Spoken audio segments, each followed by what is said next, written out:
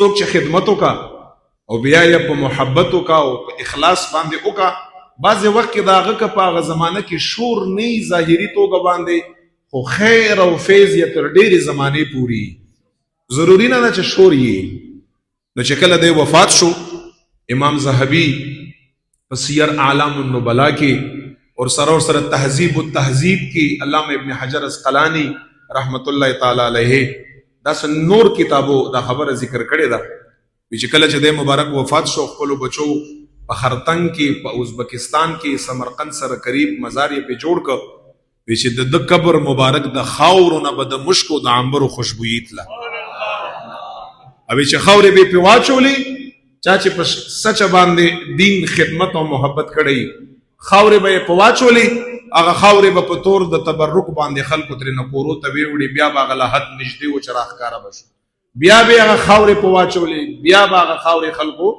اخر کې دوه قسمه خبره راغلی ده چې په اخر کې دغه قبر نه جنگلت او کړه، جنگلا چې دا خلک ستړي شو په خاورو اچولو باندې چې دا هغه محفوظ شي. دویم روایت کې دا سي راځي چې خپل بچی ورته وی چې بابا جان نور پتا باندې د خاورو اچولو باندې ستړی شو، دا کرامت ته بند نک، نور به موږ د استا قبر داسې پریدو. بس دا غینه پس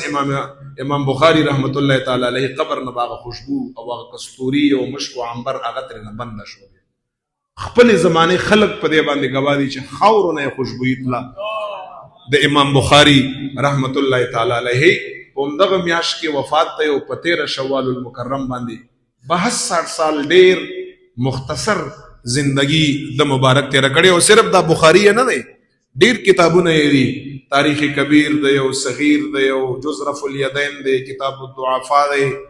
او جزء القرط دی او الادب المفرد دی. داسې مایاناز کتابونه د مبارک لیکلي دا فارسی او نسل دی او په عربی کې د مهارت او کمال چې تو ګوري خلک ورته بالکل حیران شي. ځکه موږ تاسو ټولو چې دا خبره تاسو اورئ دا د امام بخاری روایت کړي، موږ تاسو په استادانو کې راځي، اولیاء کرام دي، موږ به رب متعال د دوی په وسیله باندې رب نه خپل بخنه غواړو. رب ته بوایو خدایا د دغه خلقو د اعمال په خاطر دا لوی خلق ته مقبول خلق دي، د دوی په خاطر موږ وبخي، موږ ته مغفرت نصیب کړي، نه دا چې پاغه باندې څوک ګوتو چته چې دا حدیث دا سه خلاف دی، کاش یا وی په دې باندې پوهیدای، په تطبیقاتو باندې پوهیدای، علمی جوور خلق وي او په دغه ټولو امت کې فتنه او شر او فساد کاش نه پیدا کولای. خلک یې بدظن کړه، بدګمانه یې کړه په هغه محدثینو باندې چې زمونږ استادو غور نیکونو هغه اصل نو موجود چې دغه خلکو په سلګاو کلو باندې خدمت موجودو، زمونږ نسل نو موجود چې دغه خلکو مقبول ترین شخصیاتو کې دغه خلک شمارو، لوی خلکو، لوی فقهاو،